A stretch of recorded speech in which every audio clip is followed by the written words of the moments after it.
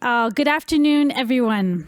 It's so wonderful to welcome you here. We are in a celebratory mood as the Equality Fund, and we're very, very excited about our time with you together. My name is Jess Tomlin, and I have the privilege of being the CEO of the Equality Fund. And we are here today to talk very specifically about the work we are doing in the field, path breaking as gender lens investors. But many of you are in this room today for the first time.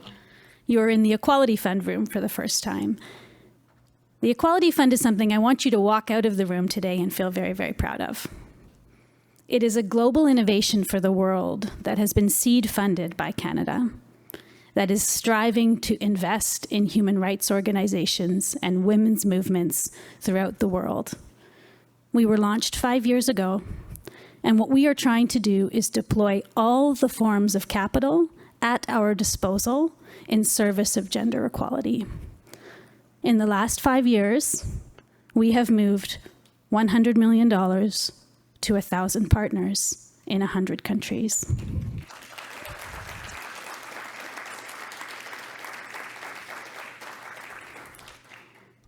What I do like to say, and I really do believe, in particular in this moment in time, is that we're just getting started.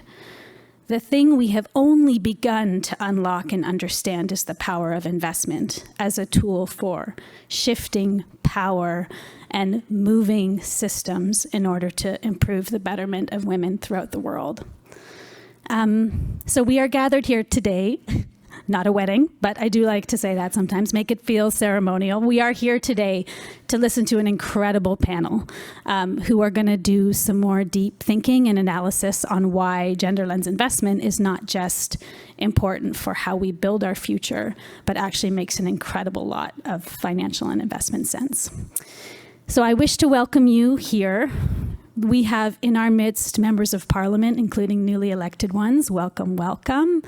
We have entrepreneurs from large systems who are really trying to field big visions and bring new ideas to light.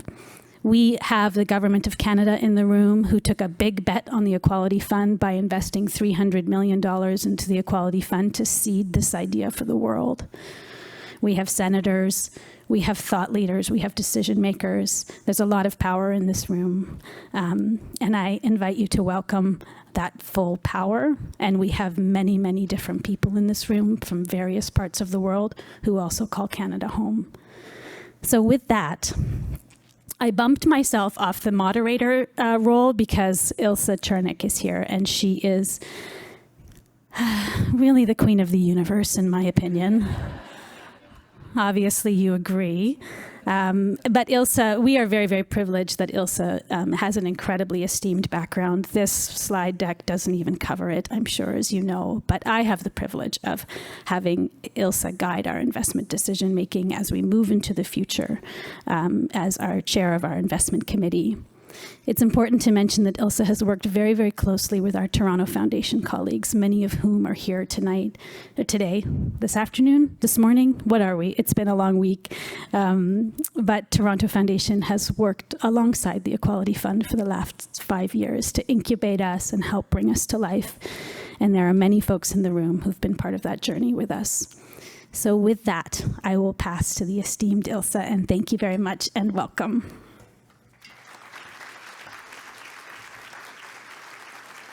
Thanks very much, Jess. And hello, everyone.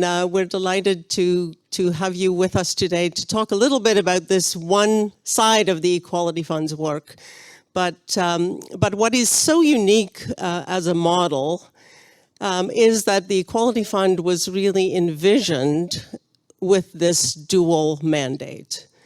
To first of all tap into a long history of feminist leadership in Canada, with extensive relationships, and mobilize those movements through a development, bringing feminism through a development lens. That was sort of the one pillar. And that, as you've heard, has moved $100 million to our partners across the world. But the other side of the model, which is equally innovative and presented a whole other set of challenges, was instead of the Government of Canada essentially creating a pool of $300 million, which is then drawn down and dispersed through grant making, the challenge that was presented was, can we take this $300 million pool and use it to build a new sustainable funding model for feminist organizations globally? And can we use it to activate capital markets and engage capital markets and grow the field of gender lens investing so that over time, a lot more capital can move? That was really the quest. And so we embarked in partnership with the Toronto Foundation 5 years ago, first of all, on a quest to hire an outsourced CIO, and we have RockCreek with us here today, who've been on this adventure with us.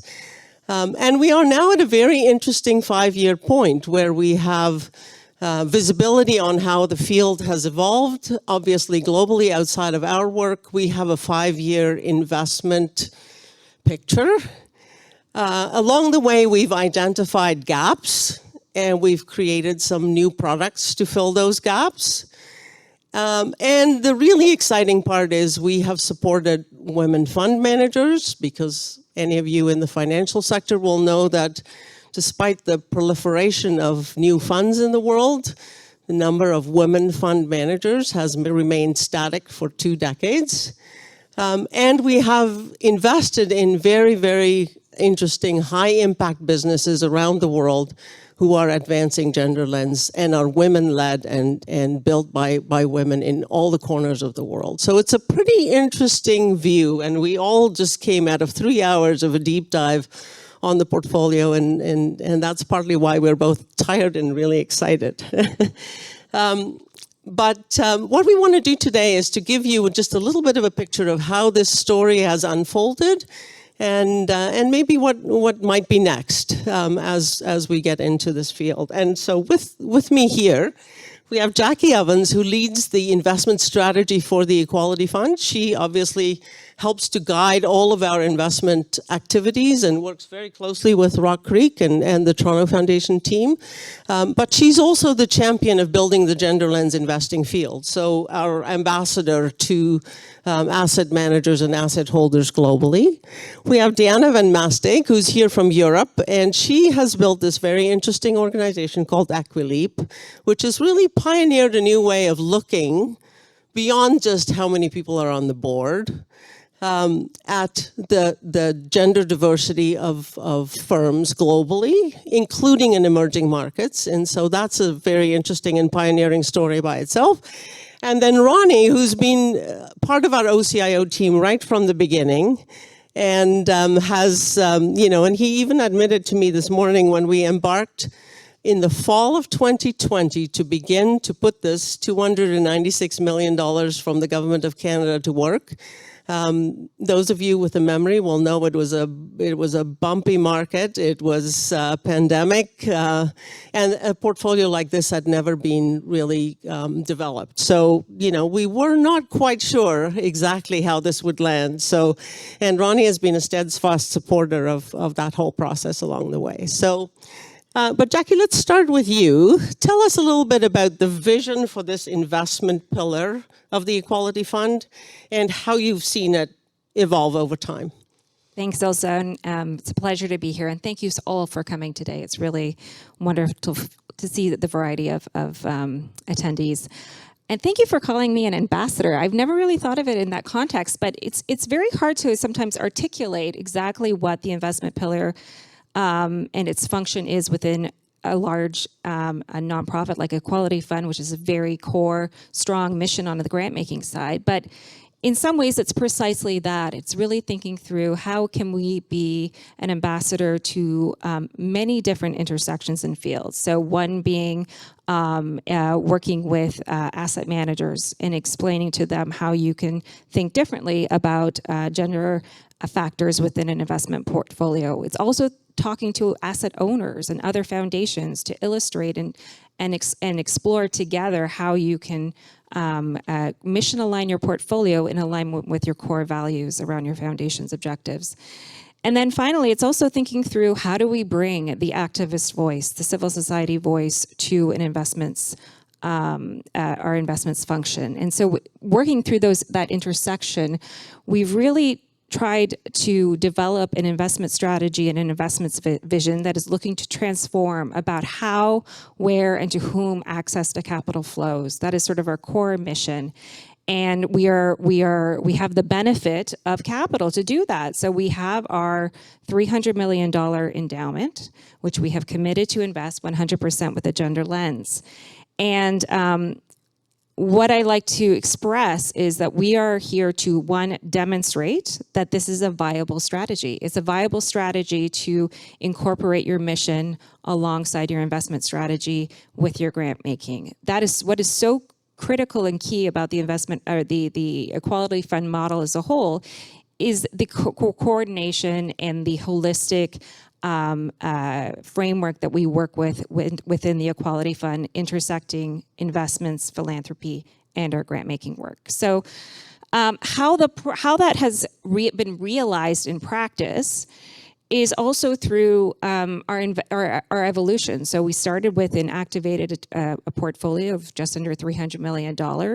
We have incorporated the advice and the experience of various investment partners and activists from around the world to form our Investment Advisory Council. These are women who are in region, across the world, understanding sort of the feminist movements on the ground, their priorities, and translating that into what it means to also have influence in terms of investments and economic outcomes, women's economic empowerment, et cetera.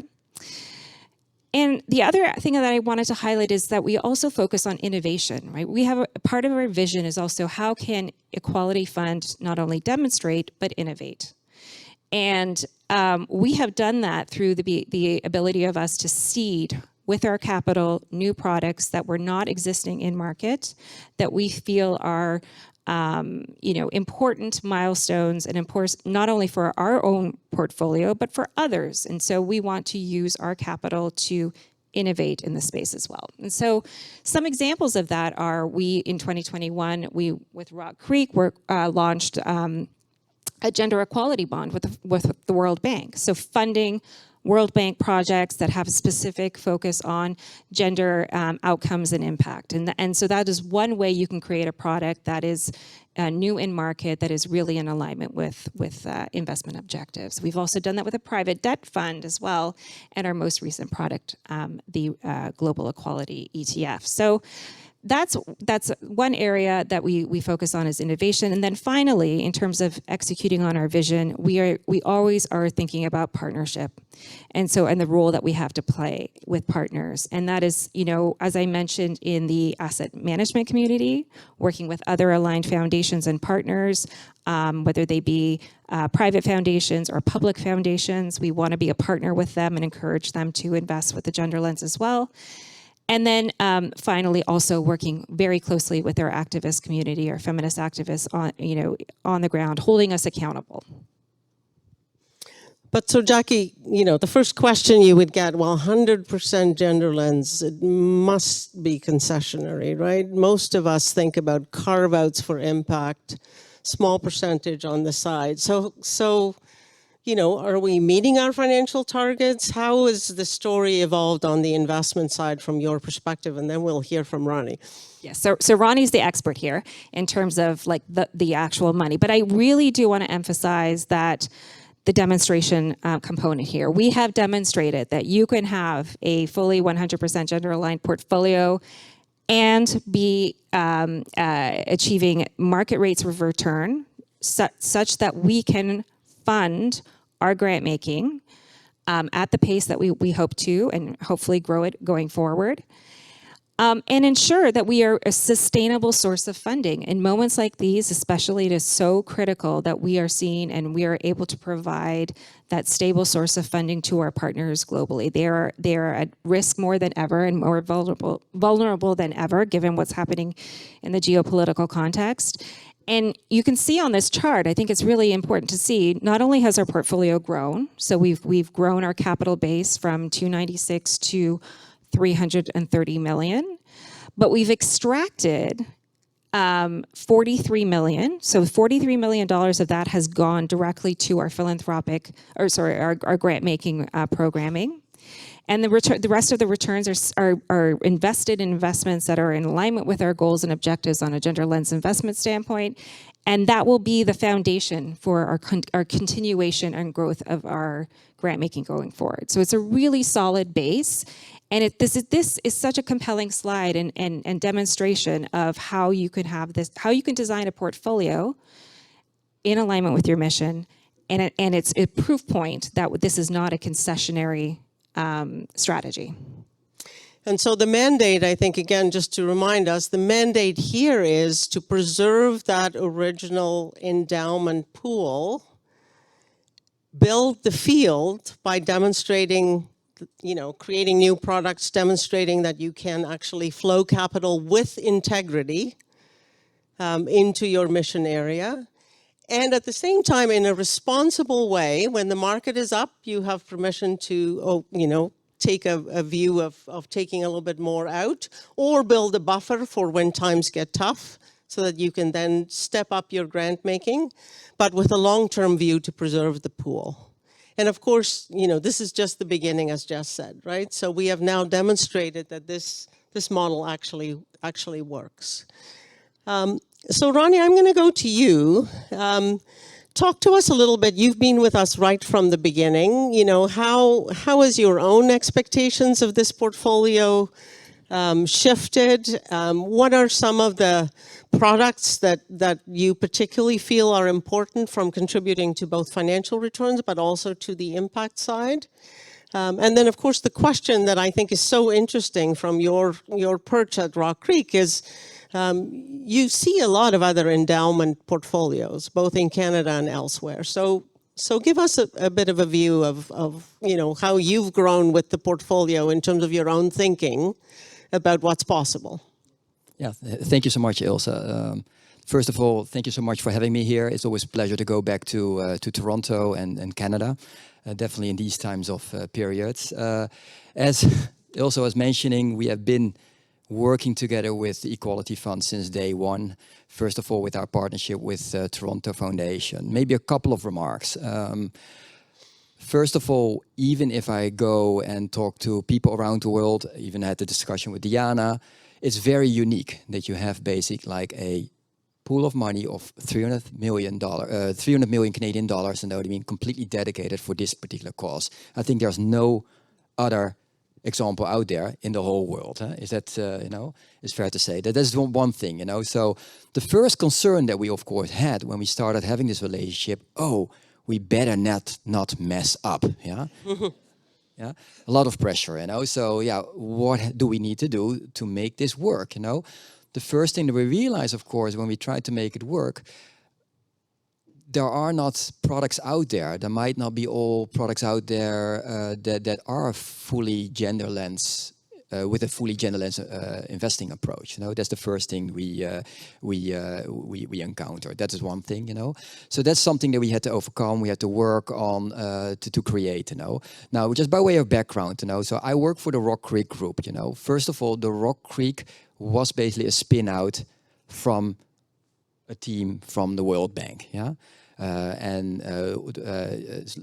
and founded by Afsani Beshlos, also a female-owned company, majority-owned company, and along the way, we also developed the thesis of basic investing with a gender lens approach. Was very, very natural for us. So we didn't have to prove to people okay, that's a good approach. If you look at our team, for instance, everything is very balanced, across gender, across different areas. And we have seen that the outcome of a gender balanced type of team has good financial outcomes, So in our case, we said to ourselves, even though the products were not out there day one, we went out and worked together with the Equality Fund and Toronto Foundation to see are there a couple of products that we can create day one so that we can invest the money in that particular way? So just to highlight a couple of things that we did day one. Jackie already mentioned, we worked together with the World Bank to issue a World Bank bond to create awareness for gender issues. Nothing else because of our background with the World Bank, our relationships, we did that in partnership with them. And I think there is absolutely a strategic strategic place that you can play, with all the MDBs, as the Equality Fund, of really setting in guidance on gender issues going forward. There's one example that we did. We basically also, there was nothing in the area of fixed income, so we actually created another product, a fixed income product, based upon the data from Diana, a corporate strategy, global corporate strategy, also investing in gender balanced companies. Another strategy that we did more recently, we launched a private debt strategy, also female-founded company, investing in loans, targeting female-led companies, basically. All of these examples, first of all, we did because we thought there was an opportunity to make money, but also, of course, because we were looking for products that had a gender lens. Now, all of these products have something in common. Okay, one thing we also did, just to make sure that for our friends at RBC and Selective, we also created actually like some fixed yield notes and Delta One notes, noting based on Selective indices, and RBC also with that. But all these products had in common. These were private funds. So only accessible for institutional investors. And not only that, even for institutional investors was still quite hard to access those funds. So over time, to Jackie's point with the innovation, we also launched the ETF this year, the RockCreek Global Equality ETF, where basically we made it accessible for retail investors, but also for institutional investors, where then the hurdle to go into an ETF is much, much lower, we have seen. And we also saw that there was a huge trend of converting mutual funds into ETFs, also a trend of basically like also institutional investors feeling much more comfortable in going to the ETF space. And I think that's the latest innovation that we collaborated with you to launch.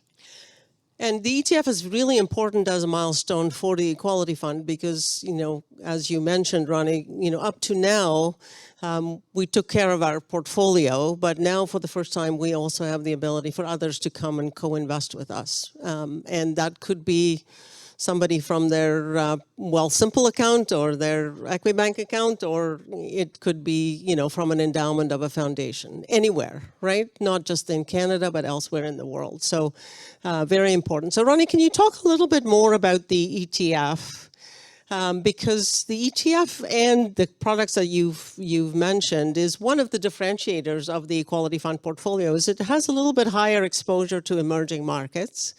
So talk a bit about the underlying approach that you take to constructing the ETF, to managing it, to make sure that it stays within our boundaries, and also how you think about risk in the context of the emerging markets.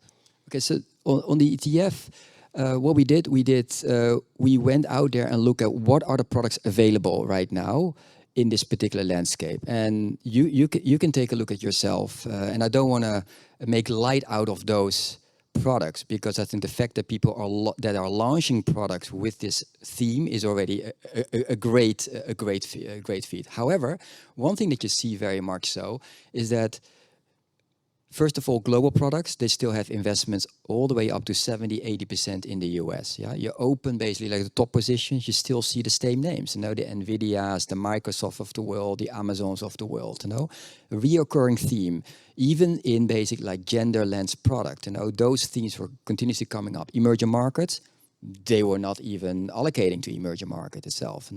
So that's the reason why we said, like, can we do something different? Yeah. Can we do something different that is basically, first of all, truly give priority to the gender lens criteria, bottoms up? Because if you apply gender lens criteria, and I think Diana can talk about it, the US will not be at 70% allocation,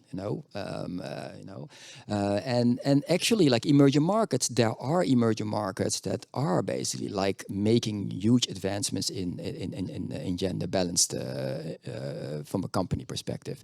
So that's basically what we did with the ETF. We said like, hey, you use the data from Equileap, completely bottoms up, saying like, okay, these are the best companies out there that have spent a considerable amount of time to making sure that their organizations are managed in a gender balanced way, to check off one box basically. These are the companies you can say like, hey, we think that the financial outcomes will be good for those companies. What we then did, said like to ourselves, can we, with the portfolio construction that we do,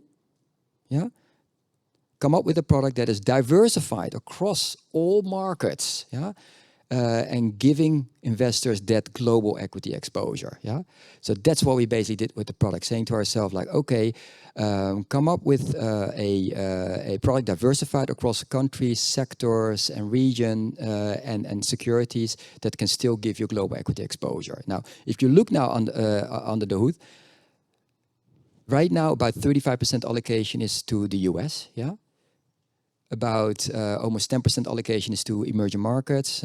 Europe is about 45%, and the rest is basically like in Asia and in the Pacific area. So much more diversification than if you were to basically like invest in a global product. I would say to go to your investment account. I always say to people in the US, go to your 401k account. Same thing, that go to your retirement account. Probably you have an investment in global equities. Open that up. What you will see very much so, you probably are invested 70% in the US. Probably you are 20% allocated to the Magnificent Seven. The Teslas of the world, the Microsoft, the Amazons of the world. To be honest, that doesn't sound to me like a diversified portfolio. I don't know about you. However, I know why people are doing that, because as an asset manager, you want to be in line with the index. So to your point, Ilse, how do we manage the risk? By being diversified across sector, countries, with basically allocating to good companies that we know have paid attention to basically being gender balanced. So in a lower exposure to the US, how the sectors a little bit different from what you would find in a normal portfolio? And then we had the good fortune this morning of looking underneath the hood a bit, and one of the really alarming pieces to me personally was 2% allocated to Canada. Our companies don't score very well. 10% Australia, just as a point of reference. So something for all of us to think about. But what else is different about this portfolio, and how does it fit into an overall strategy for a larger asset manager who obviously has enough exposure to the Magnificent Seven through their other vehicles? Yeah, so your first question on the Canada, I said to you as well, maybe for Diana as well, the Netherlands was actually not in the top 10 countries. So it was so even less, I don't know even why, that is one thing. So for instance, like your question about the sectors, you will see like a less allocation to, for instance, information technology. As I mentioned, if you look at the global markets, it's very much dominated by the Microsoft, the Nvidias of the world. Very good companies, don't take me wrong, but they might not always have the highest gender scores, even though Microsoft is in the portfolio, but some other companies such as Tesla, you will not find that, for instance, in this particular product, So that is one thing, So from a sector perspective, now one thing I have to note, the one sector that you will not find is, for instance, some of the extractive companies, some of the energy sector. That is a decision that we made for this particular product. But again, since it's an active product, those are the type of things that can evolve over time. That is one thing. I'm sorry, you had a second part of the question. No, I'm just sort of thinking about, the next phase of this is to show our data to larger asset managers and say, this is a strategy that's a bit asymmetric to your overall exposure and can contribute to your returns, but provide some buffer to the volatility that might come from other sectors. Yeah, I think the comment on that one is for institutional investors. How can you place it? Okay, this is what I say to investors: if you are worried about your performance on a day-by-day basis, into, let's say, the MSCI AC world, the global equities, this is not the product to invest in. I'll be honest with you, because this ETF will not have exactly the same performance this month or today or tomorrow, with the global equity markets.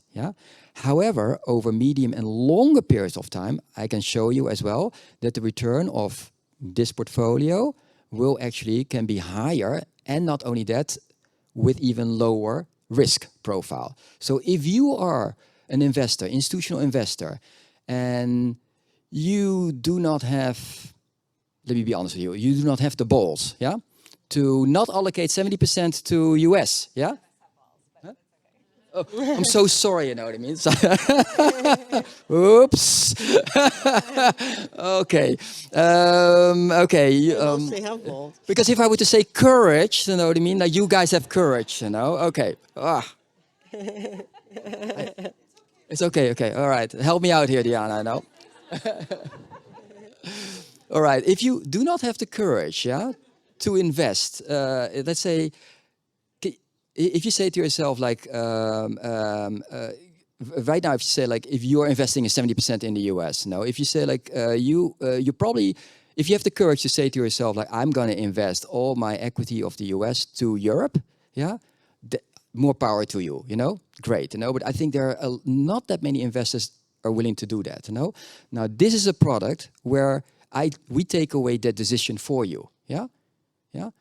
So basically, like allocating some of your global equity exposure to something like this, no, you do not make the decision of going to, for instance, to more international equity. But in the meantime, it also is mentioning it's diversifying your global equity portfolio very much so. Yeah, across regions, sectors, as well as currencies. You know? So I think that's the reason why it can pay a huge place for an institutional portfolio, especially if you are basically looking at longer term performance. But again, if you only focus on very, very short term, low, what people are saying like tracking error, being in line with the index, then probably you don't want to be in this product. But longer terms, medium terms, you know, I think that's you can actually show that you will get that exposure to global equity with actually lower risk. So we're at 4.5, almost 5 years into the deployment of this capital, Ronnie, and from RockCreek's vantage point, you see a lot of endowment portfolios, and we have to think about this as a stewardship of an endowment. How would you rate performance of this compared to both the Canadian endowment bundles you've looked at or U.S.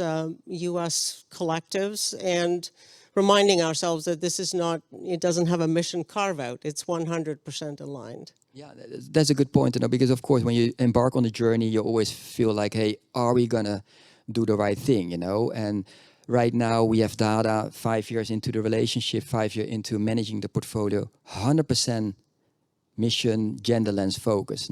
I can tell you, if you look at the performance numbers are not only in line with other large institutions in Canada as well as in the US. Actually, in a lot of cases, they're actually like also outperforming some of them. Now, can I say like it will continue to outperform? We don't know, but to be in line basically with a lot of these large institutions, that have had investments in many other opportunities over the years, maybe have built out already like very mature private equity portfolios, mature portfolios. I think that itself is already like a huge accomplishment, And not only that, 100% mission focused. Yeah. So Deanna, why did you start Equileap? Now, thank you. First, let me say thank you for inviting me. And it's always a pleasure to be in Toronto. And it's one of my favorite cities. I love how vibrant and multicultural you are, which is not the case of when I visit other cities, particularly finance events. But great to be here. And yes, especially it's a special treat because we get to talk about two of my favorite things, which are both financial alpha and activism. And that's definitely something special about the Equality Fund. So I created Equileap about 9 years ago, and it came out of a frustration because of two different things. On the one hand, we kept on getting these reports, and we still do, from the World Economic Forum, telling us that it's going to take about 131 years before we have equality between men and women in the economy, before we close the gender pay gap, before we have the same percentages of women at all different leadership positions, before women have the same type of retirement plans than men. So this was frustrating me on the one side. And on the other side, I was thinking, so how do we make this faster? And my work used to be in philanthropy. And when you look at the financial assets in the world and where they are being allocated, this is something that you mentioned last Wednesday. So there's about $180 trillion being allocated in financial markets, financial assets. Only 1% of that goes to philanthropy. And of the philanthropic capital, that 1%, only 1 to 2% goes to women and girls projects. So 1 to 2% of the 1% goes to projects including gender equality. I was working in gender equality. I wanted to speed things up, and I was thinking maybe I'm using the crumbs instead of the pie. So who is in the pie of these financial assets? Where is the majority of the money going? And when you look at that, you see that 60% of that 180 trillion US dollars around the world is invested into public equities and bonds of companies. And the interesting thing is that that's where 60% of the money is, but that's also where the problem is. That's where the pay gap exists. That's where we don't have enough women in leadership. That's where we don't have enough paternity leave, maternity leave. So these two things came together, and I thought, okay, so then I will leave the philanthropy for now, take gender lens, the activism and the alpha, and bring it into the investment world. And I found out that people couldn't invest with a gender lens because there was no data. And in order to create change, the first thing we need is transparency. And in order to create transparency, we need data. So that's when I created Equileap. And today we are the only, still to today, ESG data provider and rating agency that will rate publicly listed companies. We rate 6,000 companies around the world on how well or how poorly are they doing on gender equality. And the indicators that we use are almost 20 indicators that look not only at what is the percentage of men and women at different levels of the company, but what kind of policies do the companies have? Are they paying living wages, which is a gendered issue, if you know, because the lowest paid employees are usually women, and if you're not paying living wages, then you're prolonging poverty. So are these companies paying living wages? What are they doing in their supply chain? And are they trying to close the gender pay gap? So the other thing that's fascinating about your work over the last year or so is you've started to include companies in developing markets. And, you know, that has been very important from the Equality Fund's perspective because we want some exposure there. And we know it's been hard to find data. That's been a big problem. So can you give us a bit of a sense of, you know, how is the data story unfolding for developing markets, but also are there differences in the way companies in those markets approach, you know, gender issues, and what trends are you seeing? Sure. So we started with a universe of companies that we were going to research. And first we said we will bring only the developed market companies. And those were all the companies with a market cap of $2 billion US dollars or more. That's about 4,000 companies. But we also wanted to give the opportunity for people to invest with this gender lens in emerging markets.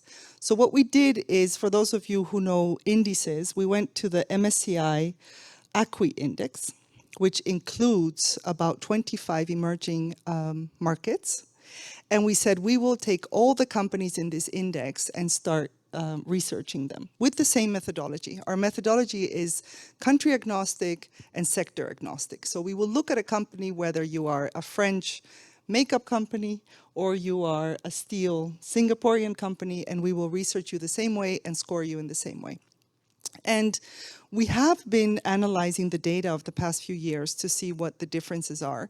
And many times people assume that it's much better for women in developed economies than it is in emerging markets. But it's not really the case. You can't make that assumption for everyone. So for example, we are seeing that everywhere it's not great. So all of these are you know, houses in bad neighborhoods. But some of them are the better houses in the bad neighborhoods. And for example, in Thailand and in Singapore, we see a much higher level of female CFOs. We see a much higher level of certain policies that are happening there. We see really good numbers in Mexican companies at this point, in Spanish companies. But we also see that in general, the developed markets tend to do a little bit better. Now, the alarming thing is that for the past 9 years that we have been collecting this data, every year we saw improvements in gender equality. And it won't surprise you that last year we saw stagnation. So for the first time, we have seen that the numbers of, for example, the numbers of companies that have closed their gender pay gap has decreased. There are less companies that have closed their gender pay gap. We have seen that the percentages of women CEOs has stayed the same at 6%. It has not increased. The percentages of women in its executive level, also around 20%, it has not increased for the first time. And this is happening both in the emerging markets and in the developed markets. So I think that that's one of the worries that we have about this backlash that is very clear towards gender equality. But the good news is that those companies that are doing well, when you look at their performance on the financial markets, they're outperforming. So even though we are seeing general stagnation in gender equality at the workplace, we are continuing to see that the companies with higher gender equality, gender balance, create better financial returns, and they have less risk and less volatility. So how do you see this play out over the next little while? You know, are companies going to report less, be more quiet, but maintain their strategies in the US in particular? Will it become harder for you to get the data? How are you thinking about that going forward?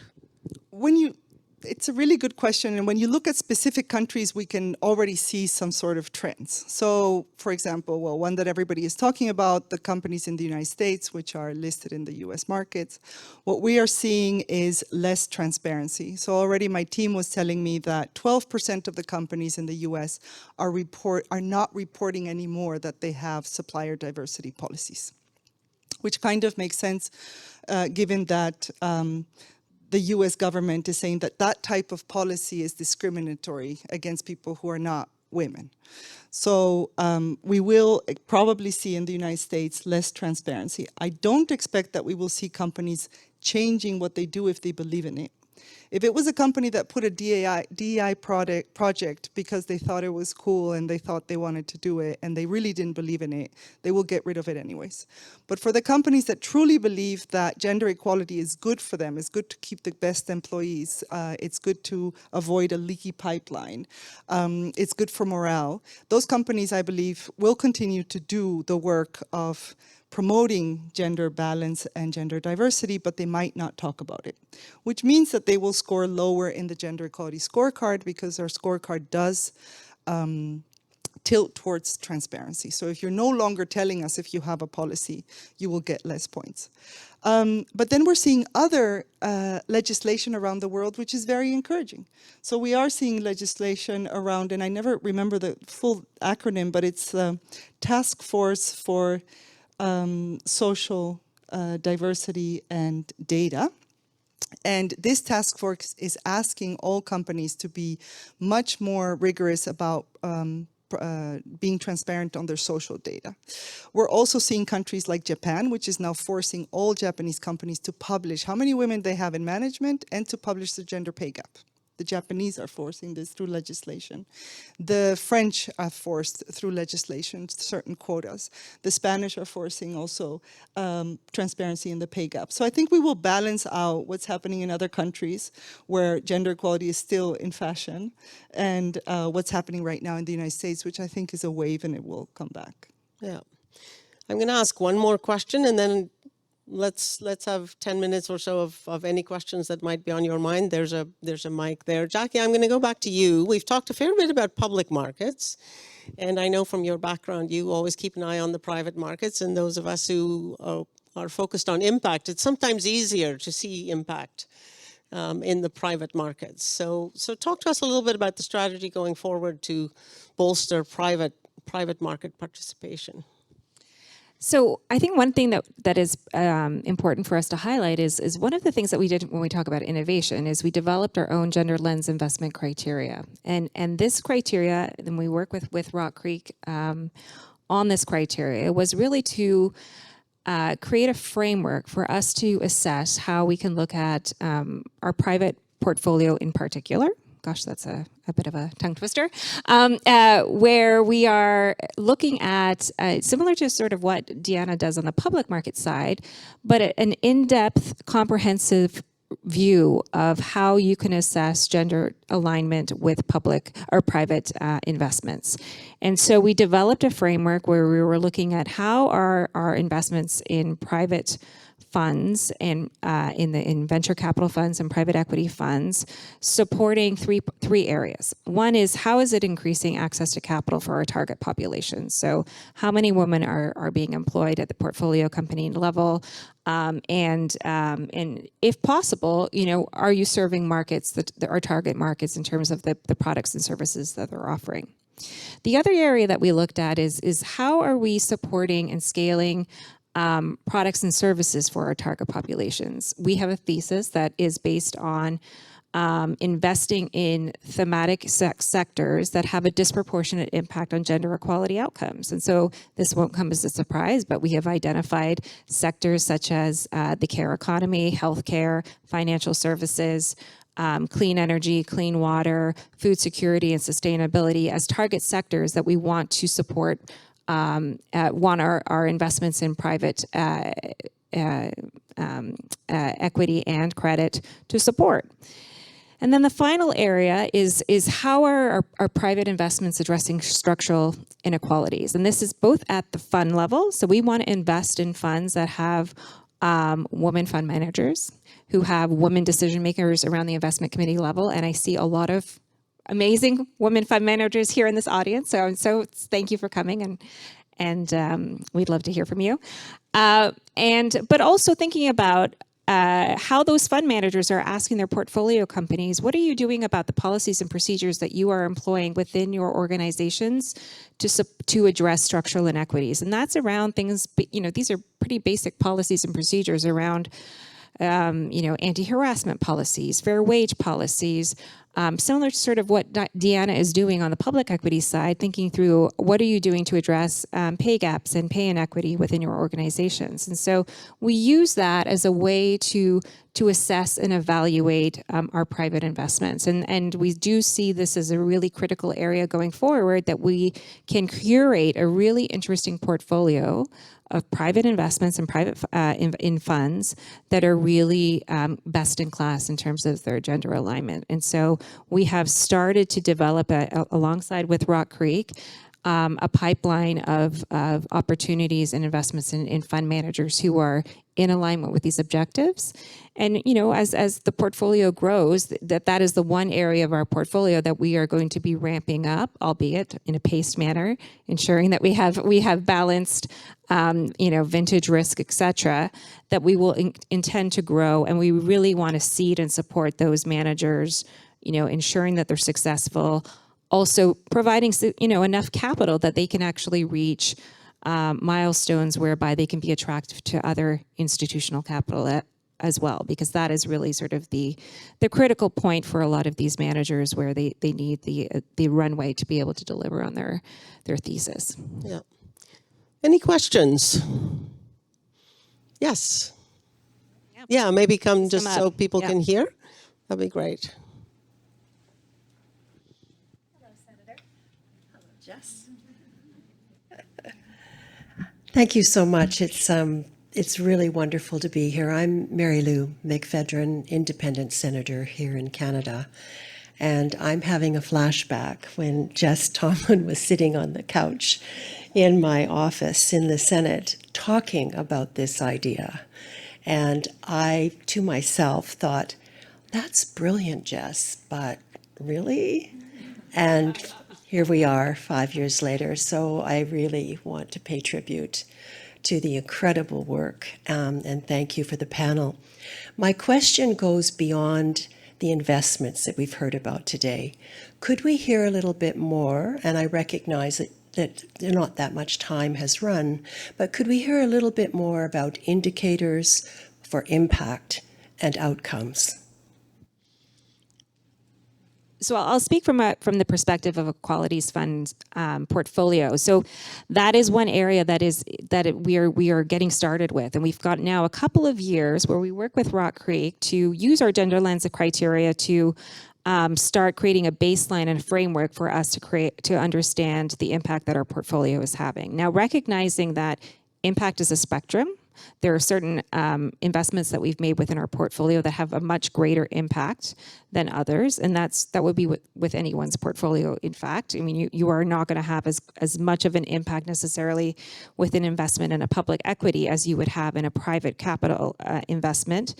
But it's important to demonstrate that you can take a diversified stance and approach to doing that. So we are looking to prepare at our 5-year moment now that we have enough data, and we've got some years where we can sort of show traction and on that analysis, that this year we will be publishing impact-related information on our portfolio. So that's really exciting. But this is in addition to the work that we're doing on our grant-making side as well. And I think it's really critical for us to sort of talk about the intersection of those two as well. So this is something that we're going to be working on this year. We will definitely, now that you are all in our database and our community, we will be sharing that hopefully later this year. Diana, you want to add something? Yeah, sure. I would like to add, when we started thinking about the indicators, we grouped them into 4 areas. So the first group is everything that has to do with gender balance, pretty much bums on seats. What is the gender balance of men and women at different levels of a company, and dividing a company by 5 levels to ensure that you're not only looking at the board and the executives, but also at the senior management, the management, and the workforce.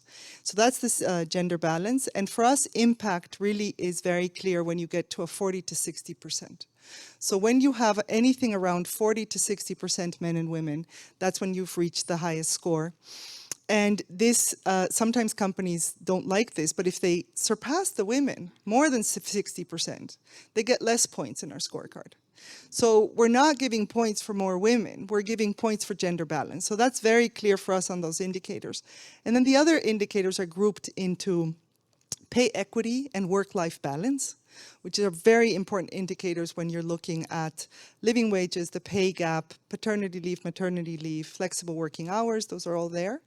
Then we have them grouped into policies, and the policies will be for the workforce and the supply chain, to ensure that companies also ask their suppliers and who they're procuring from to make sure there's no sexual harassment, to make sure that there are living wages, to uphold good labor laws. And finally, it's the indicators around the commitment of a company and their audits. Have they ever had a gender equality audit? And have they committed from their highest level to do this? Mm-hmm. Yes. Yeah, come. Good afternoon, and this has been really fascinating. My name is Neka McGregor, and I have a question around the nuance in the analysis. So I know you talk about gender. My question is around race.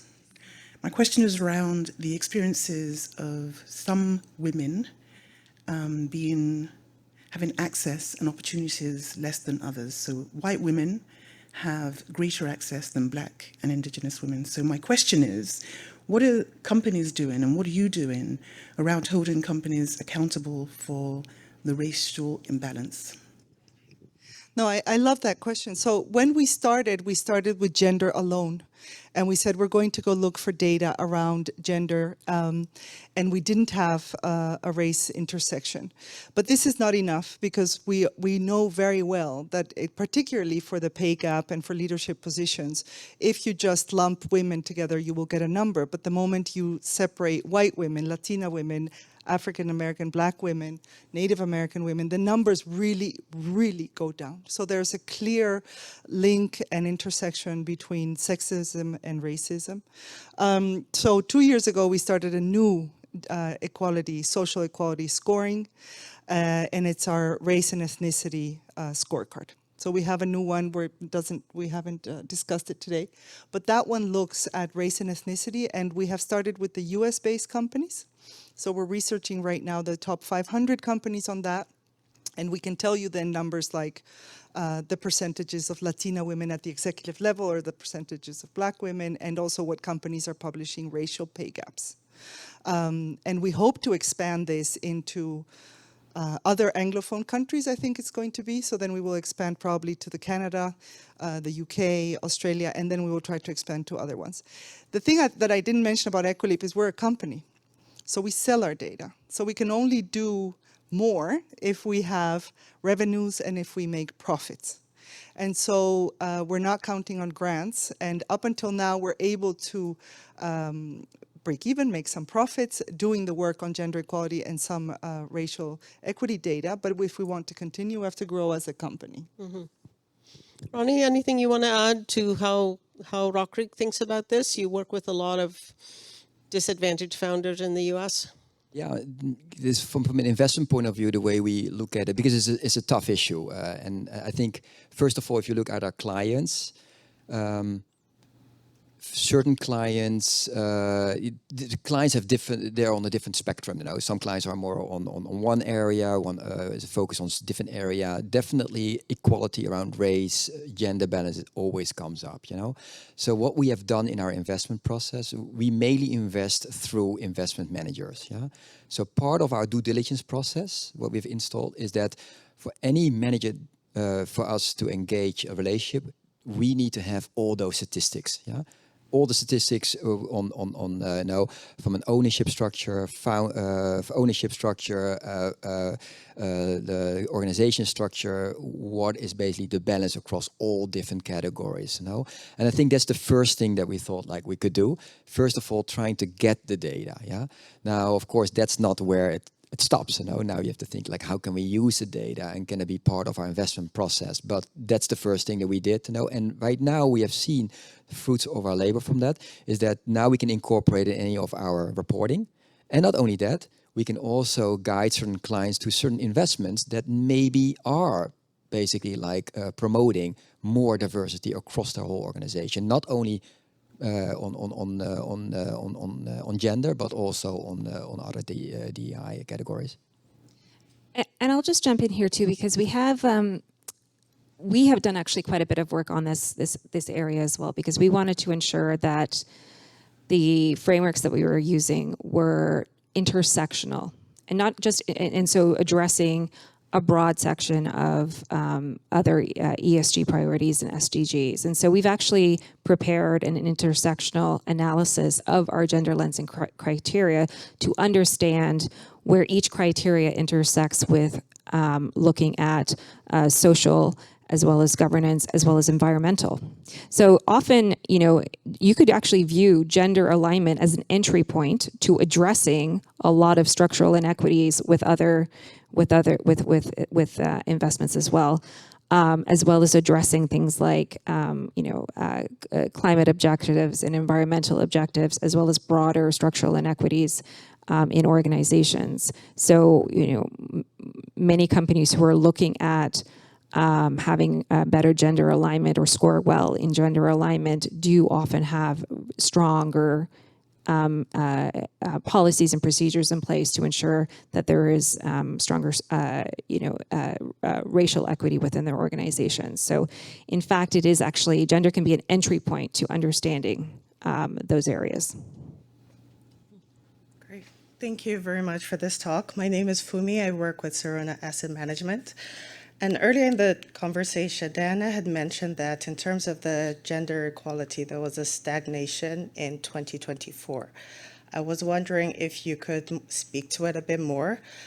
Part of what I was thinking, and based on the question that was asked earlier, was just in 2023, there was, I think, the Harvard case where affirmative action happened. And earlier in the conversation, there was talk about how much of a US influence is there.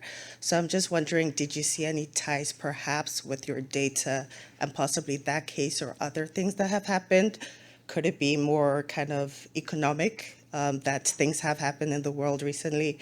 Also talking about the speed of that change and the magnitude and depth, as well as the reach of the change. So initially my thoughts as well was, it's not gone up, it's stagnated, but that is also good sometimes because it hasn't gone down. So in some sense, like, what are you taking away from this? And how, coming back to, Ronald and Jackie is talking about using this data, the timeline for it, to kind of reframe conversations and see where next we can go with this sort of information. Thank you. Okay, that's a very good question. And also, let me see if I can try to explain it quickly or share some thoughts. Our data is usually 1 year old, right? Because we're collecting data from annual reports and corporate social responsibility reports that have been published this year, let's say, and they're publishing about last year. So I do see that when we saw in 2024 stagnation, it did have to do with things that happened a year or 2 years before. So I do think that this is progressing. It's not that it just happened now. So what's happening today, we probably will see that in the data in a year or two also. I was very happy not to see that there was a downfall in many things, but that it was actually just stagnation. I'm not very positive about it staying as stagnation. I do think we will see dips in certain things just because of what has happened in 2023, 2024. I think there's been also a movement like, haven't we been talking enough about gender equality? Isn't it the situation better? And the truth is that we have been talking a lot about gender equality, but we don't see the changes as quickly. So it's a slower process, and it's also something like, it's not a sailboat that you can quickly move from here to there. It really is a big ship that when you try to move it, it takes a little bit of time. And it takes a little bit of patience and just working at it. But I hope that explains that we usually will see stuff that's happened before, and that we do think that it's going to go a little bit down, the scores, and then hopefully come back up. I do want to underscore, though, that where we are geopolitically with the tensions and the anti-ESG, anti-DEI rhetoric, I think that we will actually see a movement happening amongst investors, amongst retail investors, amongst family offices, and amongst foundations who are going to, want to fight back. And one of the mechanisms that they can fight back with to a degree is through their investment portfolios.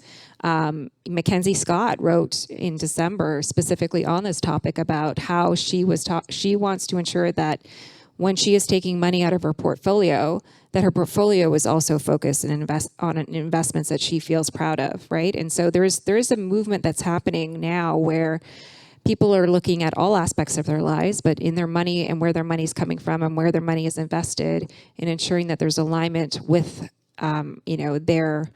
their ideologies right now, and ensuring that they're using their money for transformative change, in their philanthropy, but also within their capital investments now. So that'll be interesting to see and to track.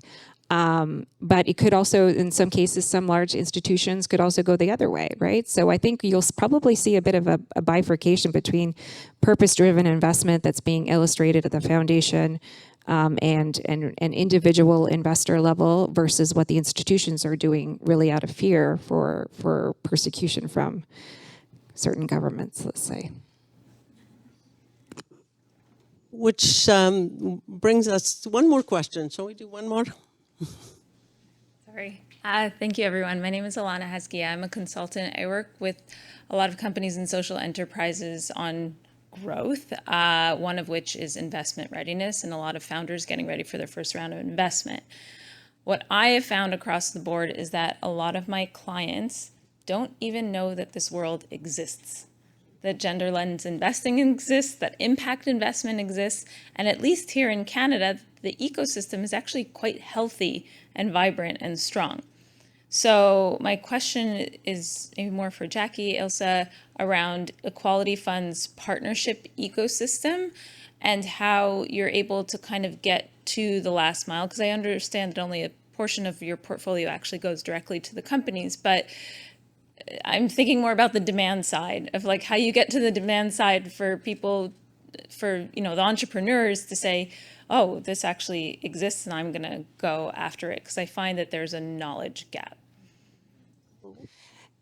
Absolutely. So that's one of the areas where I was talking about partnerships that's so critical and key, because this isn't just a Canadian thing. This is not just a thing in the US. There are international networks, of which 2X Global is one of the primary ones. So 2X Global is a global consortium of investors and civil society participants and impact investors who've all come together to try to grow the field of gender lens investment as a whole. And so Equality Fund is a member of that community.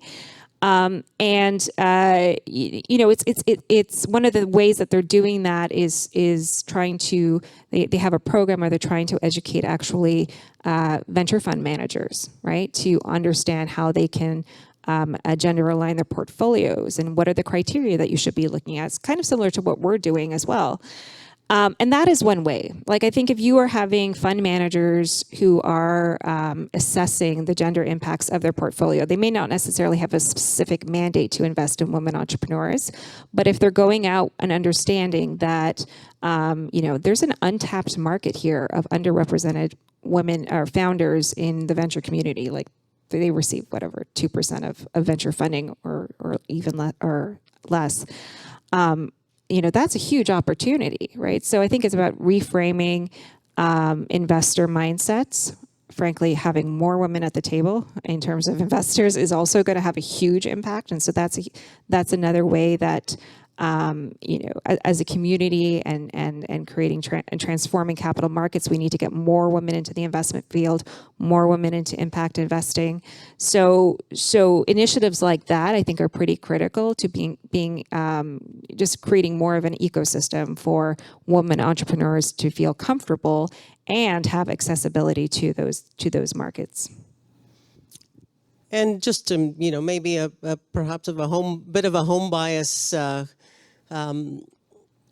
expressed here, but the reality is this is a massive economic issue for Canada, because we are at this extraordinary moment, and I think this is why we're so excited about the Equality Fund actually having reached these proof points in our investment strategy, where we are beginning to see a massive transfer of wealth to women. And, the Canadian data is pretty clear. Between 2023 and 2028, women in Canada will double the amount of capital that they have decision-making power over. Women globally are on track to manage 50% of the world's wealth. Fascinating questions, right? Are they going to do more of the same? Are they going to do something different? And how will that upend the investment industry? How will that upend everything else? But if you just bring it back to the Canadian context, we are in a productivity crisis. We absolutely have to unleash all of the innovation capacity in our population. And if women are going to control more of those investment decisions, how are we going to make sure that they invest in the innovation economy? So the play of entrepreneurial ventures, whether they're social enterprises or technology businesses that are actually targeting women entrepreneurs and helping them build and scale viable businesses, is going to be critical even on that economic development lens.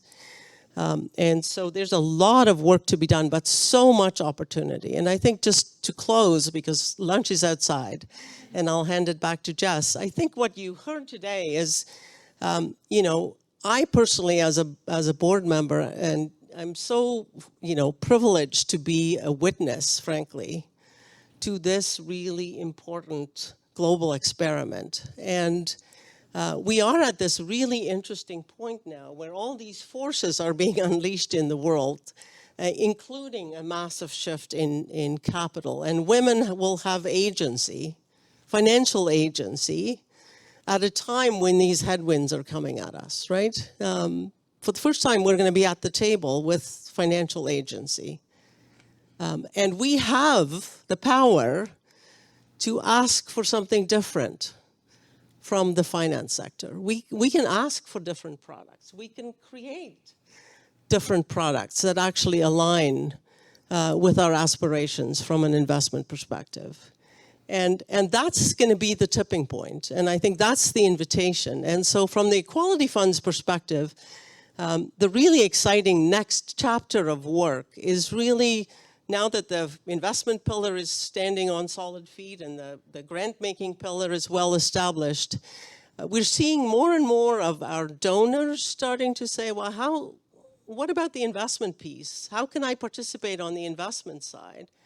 We know that a lot of women philanthropists and impact investors are also more interested in these hybrid products. So how can we innovate at that intersection between philanthropy and investment and actually begin to really mobilize capital in new ways for gender equality? And this is very exciting, both from an innovation perspective, but I think much more exciting for the women in the world that really need these new methodologies to get capital to them. So Jess, over to you.